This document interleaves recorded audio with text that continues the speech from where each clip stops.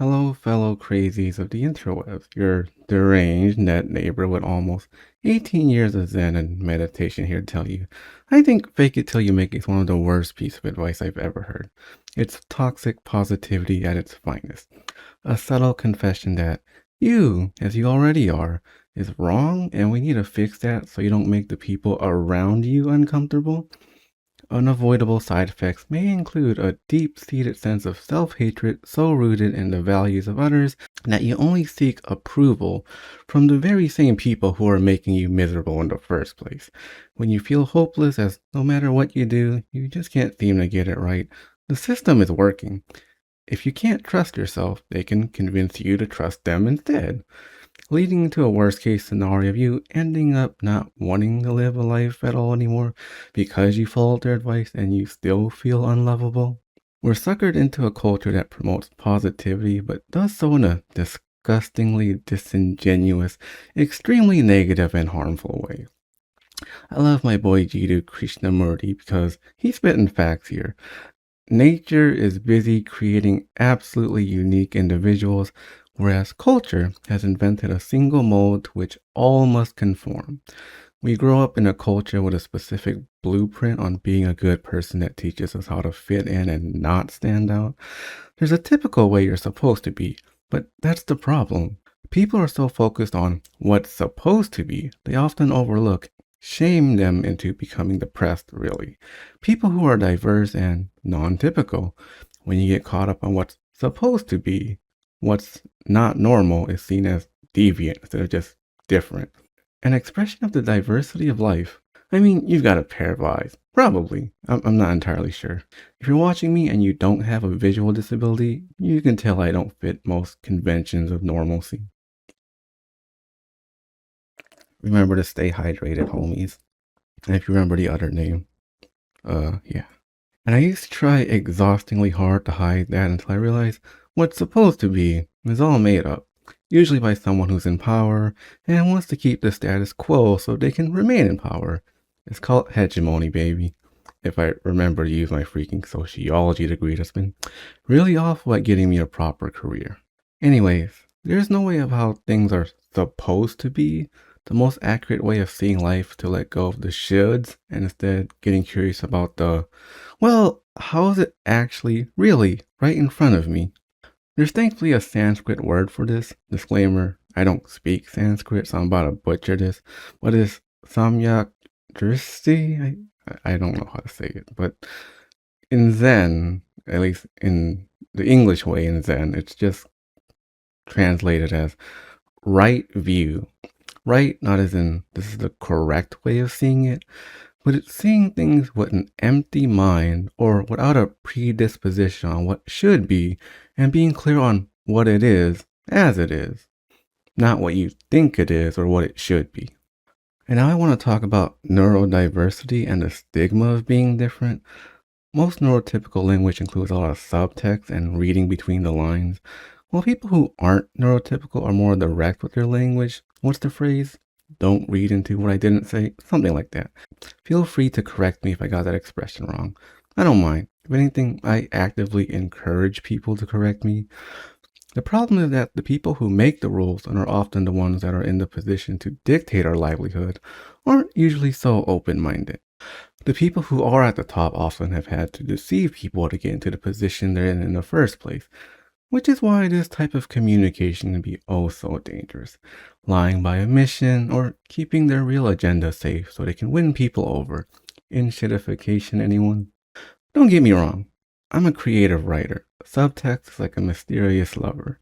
I get excited leaving information out as bait to get people to read into things I didn't say, but want their minds to get curious about whether or not there might be a deeper meaning inside my incomplete statements.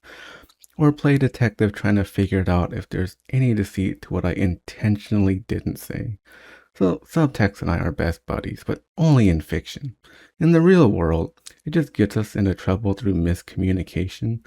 I'm not going to say one is superior over the other, just that different people communicate differently. And I think it would do us best as a society to understand our differences and to respect them instead of coercing one another to give up their natural way of speaking to make someone else happy. I use a ton of subtext when making crappy jokes with my friends, but avoid them when I need to have an important conversation. When I have something important to say, I say it. There's no dance to be had between us to figure out what my next move is. But if I want to have a friendly slash romantic tease, I'd rather let your imagination run wild on if I'm playfully flirting with you or not. It takes two to tango, and I want to see if you want to make a great dance partner. Disclaimer, I can't physically dance. I'm gonna accidentally step on your toes and make you trip on your face. Please don't sue me, you've been warned. The danger comes when we make statements where the other person doesn't know what they're getting involved in. Like asking someone who's neurodivergent if the dishes are clean. They go check, they come back and say, no. The subtext is that the person asking the question wants them to use common sense and understand if the dishes aren't clean, then you're supposed to show some initiative and clean them. That's a word I really hate, initiative. There's a lot of subtext with that. A lot of unexplained ones that you just kind of have to figure out. But some with a more direct style of communication only keeps in mind the exact words being said, not the intentions that are being implied and need to be assumed.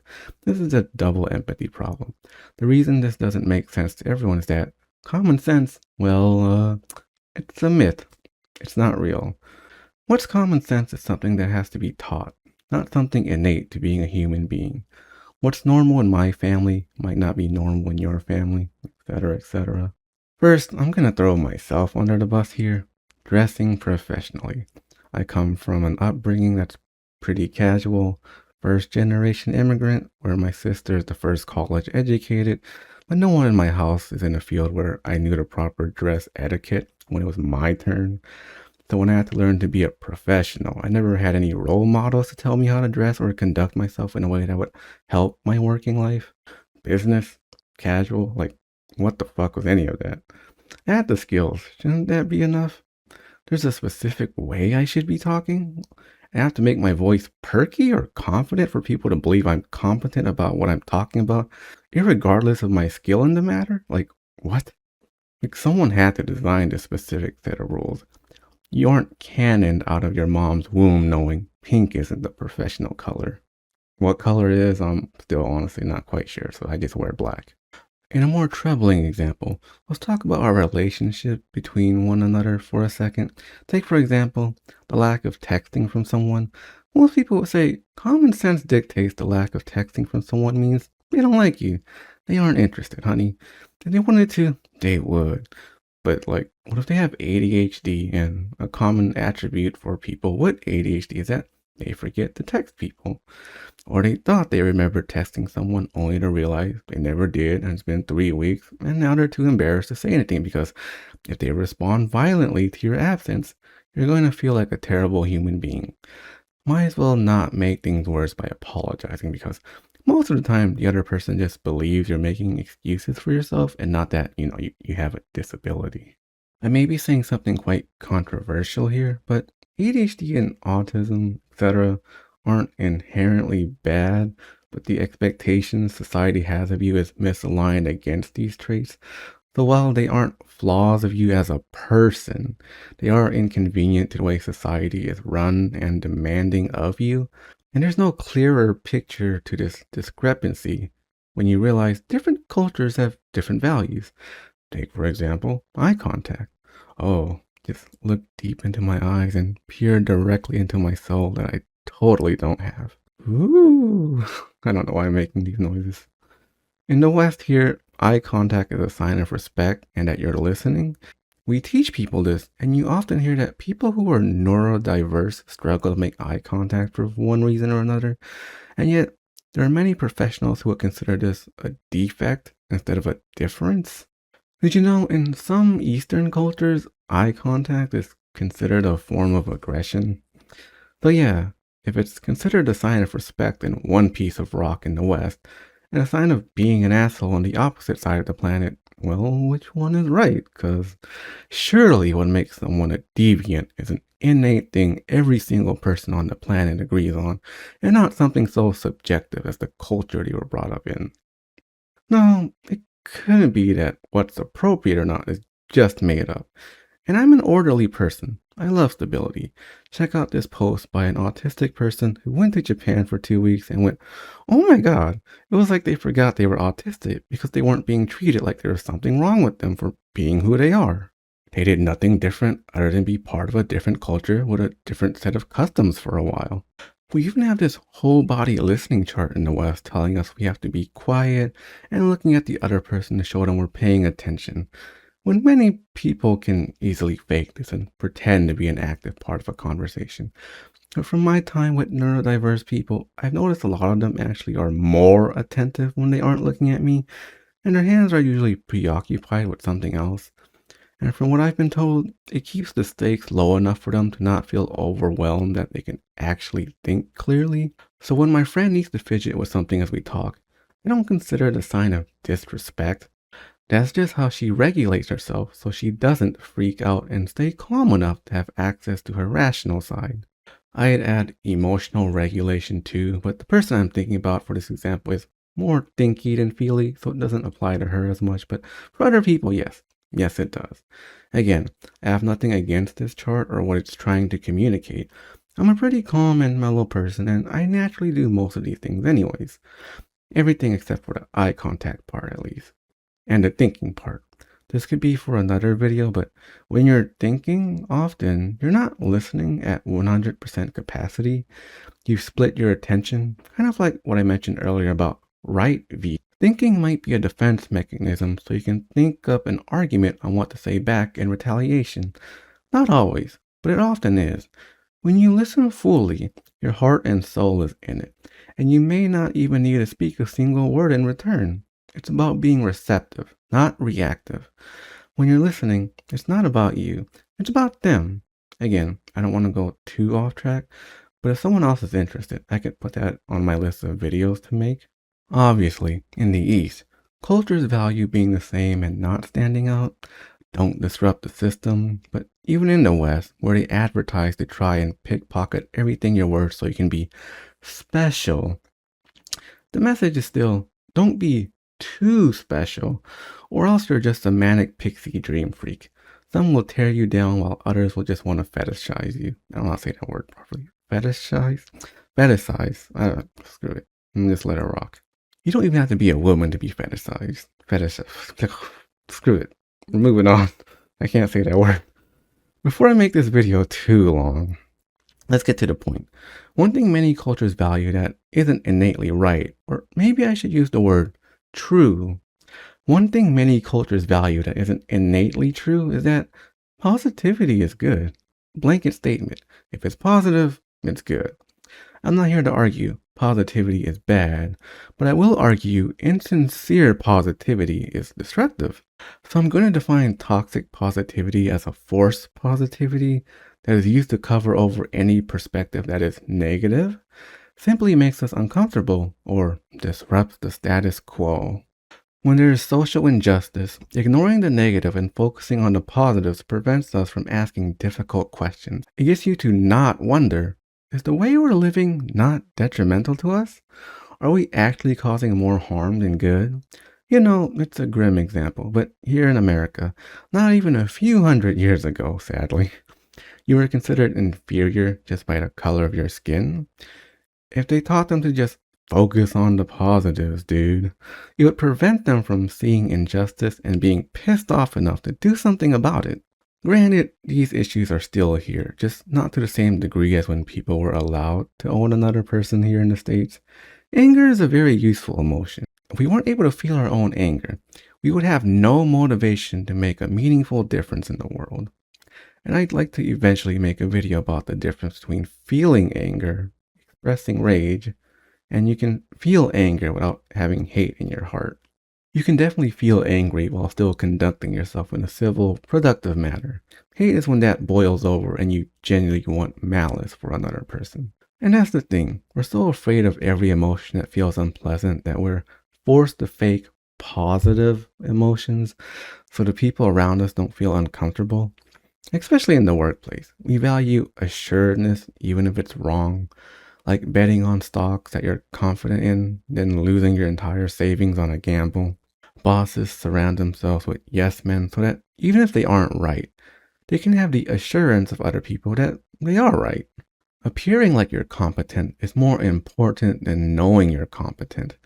This is why you can have shitty therapists who uphold terrible beliefs like being gay has a certain look to it, men are rational, not emotional creatures. Having friends or being a woman automatically makes it so you can't be on the spectrum. And these are people who are licensed professionals, by the way. Sometimes competency means being able to admit, this is beyond what I can do or beyond my current level of understanding. People do disagree with me on this, but to me, this is confidence, knowing your limits and communicating that. I'm not going to say to not push beyond your limits, but to only promise you know what you can. And if it's something you care about anyways, you won't let your lack of ability stop you from wanting to see how much you can stretch yourself. Growth doesn't have to be miserable. It can be fun. Play is a lovely word, isn't it? I think we need more of it. Only someone who's really confident in themselves isn't afraid to admit they have faults, limits, blind spots, and weaknesses. It's only someone who's delusional believes they can do no wrong. Sadly, they're the ones who on the surface who seem the most put together and the most outwardly confident. What a shame that someone who can have expertise in the field be looked over just because they don't have a big enough ego to flaunt it. And someone who knows how to get on people's good graces gets accepted into an institute where they're leaving a harmful impact on people's lives on a subject they care very little about. At this point, it's not about aptitude, it's not about giving a damn, it's about control. When you fake it in a relationship, no, not like faking an orgasm. Get your head out of the gutter, you fucking pervert. What a child. This is serious business we're talking about here. When it comes to putting on a happy face, it comes from wanting to control other people's reactions.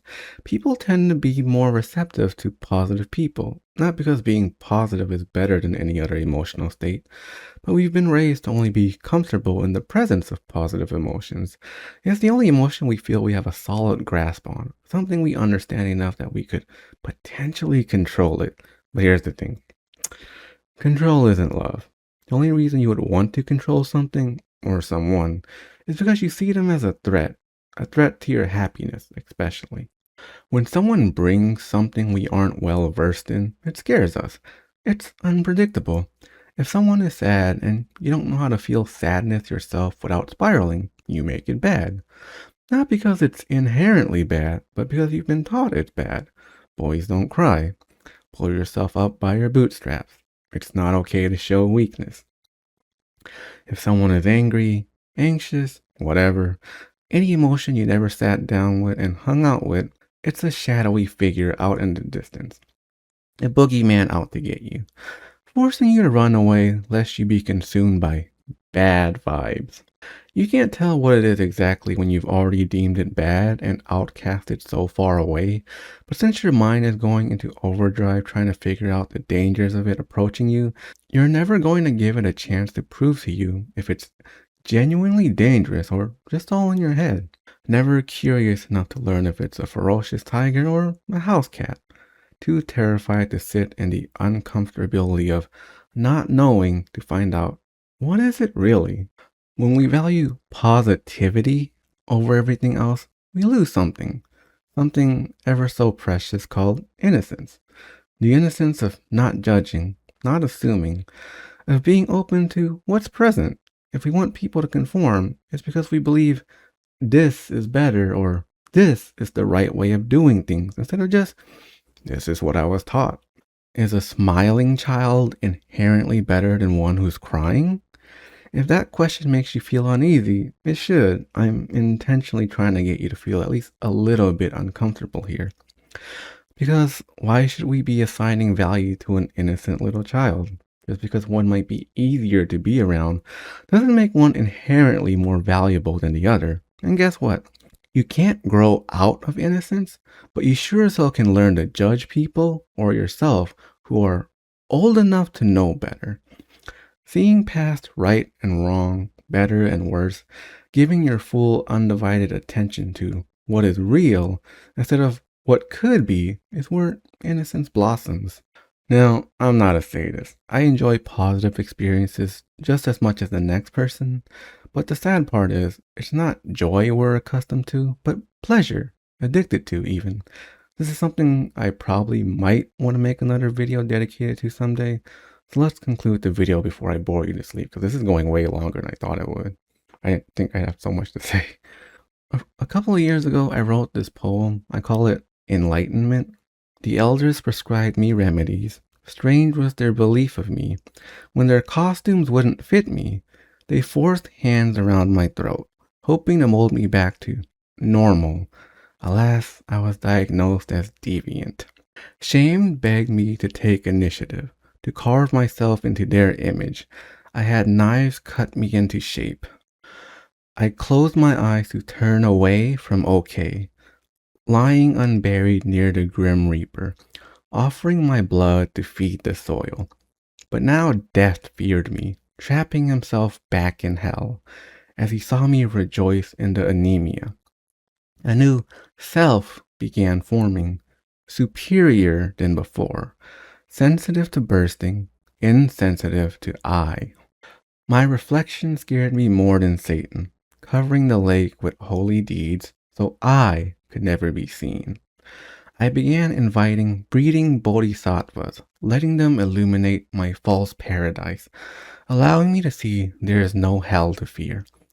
Letting go the dream of a better me, allowing it to sink into shunyata, feeling love never absent. Anyways, feel free to subscribe and share any ideas you'd like me to look at in a Zen or personal lens. And as always, thanks for spending time with me. Love you.